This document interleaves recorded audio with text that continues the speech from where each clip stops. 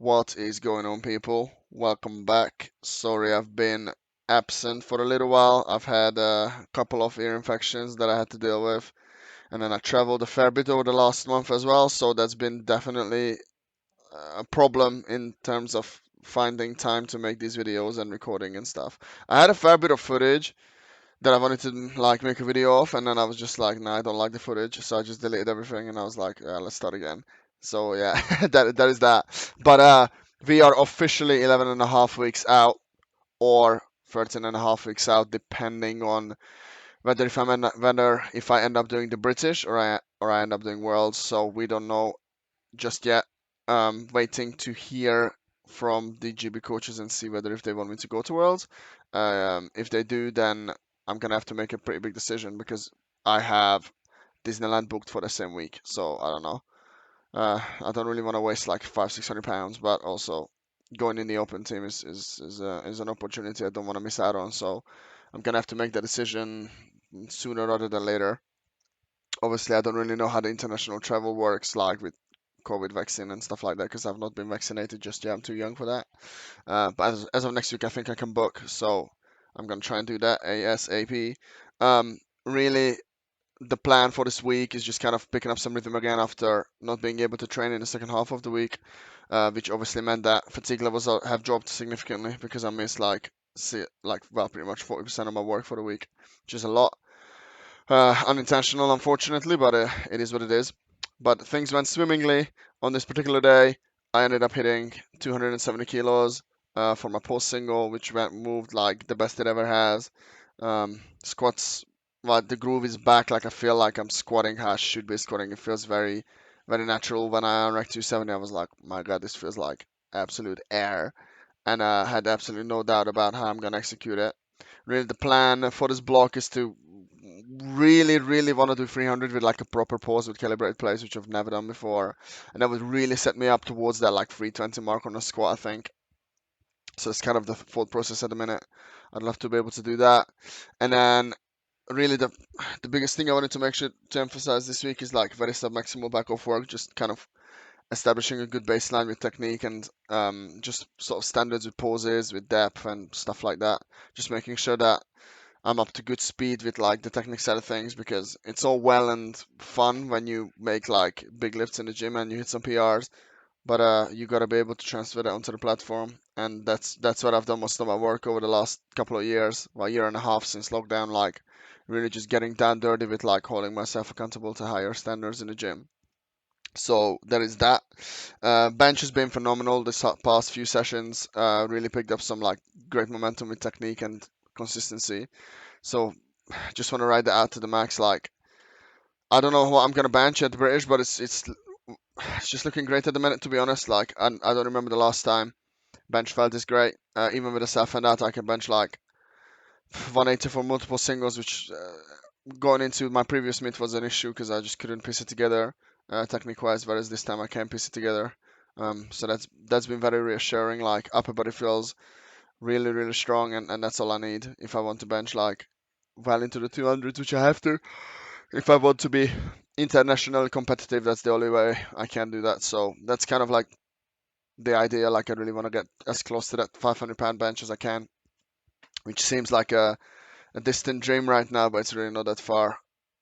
Like how it feels physically, I just need like more sessions under the bar, and that will get going. Um, in terms of deadlift, I've been having some issues with my grip for the last 5 sessions, 4 sessions, ever since it's gotten really hot in the UK. But at the end of the day, if it's hot at the competition venue, then it is gonna be hot, and I'm gonna be able to grip it regardless. So I'm gonna have to make some major changes to how I approach my grip training, and really put a lot of effort into training my grip and training my forearms, making sure I can hold on. Uh, whatever weight is on the bar, I need to be able to hold it. So I've been doing a lot of grip work twice a week, and that's gonna be something I'm gonna have to do for a long time before I would even consider stopping it, because you kind of just want to tick the box and not have to worry about whether if like you've done enough work in a sense to be able to hold it, if that makes any sense. So that's the thought process really. Still doing my RDLs. Dropped a little bit of total volume on deadlift for this block because I felt like it was eating into my squat a lot, which then meant my squat work wasn't as productive as it could have been, and it was kind of taking away more than it was giving. So I dropped, I believe, 6 total reps of sumo deadlift a week and 6 total reps of RDLs, and that should take care of that like quite easily. And then bench for the first time in a couple of years. I'm benching 5 days a week, primarily because I don't feel like my technique is like efficient enough for me to perform those bigger singles. Like the rep work has been like above and beyond what I've done in the past. Like this is 162 for a set of 7, which I've never ever done like anywhere near this. Especially with the staff hand now, that's like absolutely crazy. Um, so really, I just need to be able to bench better. Like I don't think the physical strength side is necessarily an issue, more so than not being able to execute when it's big. And then also I've been doing a lot of like what you would consider non-specific pressing movements, dips, dumbbell presses, incline, barbell. This is the first week of doing incline barbell, so I ended up hitting 120 kilos for 8 reps. Really looking to push the intensity on these secondary pressing movements because they are not as taxing. Recovery timeline really isn't that long, especially when you bench 5 days a week. Like generally speaking, if you can do that, your recovery is pretty good session to session, and you've probably built a bench press because guys with long arms, there is no way. Well, there is a way, but it's extremely unlikely they can tolerate 5 days of like reasonably high volume pressing. So there is that. Definitely found this to work like really well in the past because it trains all your pressing muscles through a longer range of movement. So definitely would recommend if you're looking to just do something reasonably non-specific, because there is only so much flat pressing you can do before you start running into some RSI issues, which I really don't want to do because I've not been having any RSI issues for a while now. And then obviously, as you guys know, I do a lot of accessory work anyway, just trying to get jagged. Um, at the end of the day, muscle moves weight, and being able to exert force in all different directions and planes of movement is only gonna help you in the long run. Not just in terms of reducing potential risk of injury, which nobody wants to get hurt, but also just generally being stronger is only going to help your SBD work. Obviously, specificity is king, but there is only so much SBD specific work you can do before it becomes a little bit too much. Um, so that is that.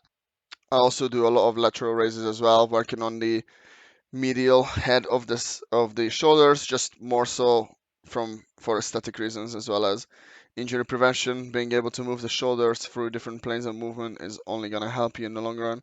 So these are like, well, these are the reasons I do the accessory work, and I just really enjoy it, to be honest. And also, it's almost tax-free volume. Like, it's unlikely your bench is going to be affected by doing set like lateral raises or like rear delts or something, you know. But it's only gonna help you with like reducing injury risk as well as just being generally more jagged is only going to do you some good. But that's kind of like the thought process. I felt like I rambled on long enough. You guys kind of get the idea of how things are looking. Things are looking great. Now I have a bit more free time. I'll be uploading twice a week for a little while. Just kind of covering all grounds of my training. But if you ended up tuning in and still like looking out for my videos, thank you so much for the support. I know who you guys are. I appreciate that a lot, and hopefully you guys enjoy this video. Hopefully you guys get a bit more understanding of what my training looks like and why I do what I do. But I'll be uploading a video on Sunday again, more than likely. So keep an eye out for that. It'll be the second part of my training week. It will be a little bit of a longer video because it's covering 3 days of training. But thank you so much for tuning in. Like, comment, share, and subscribe. Tell your friends about it, all that sort of good stuff. And I should see you guys on Sunday with the second part of this week. Peace.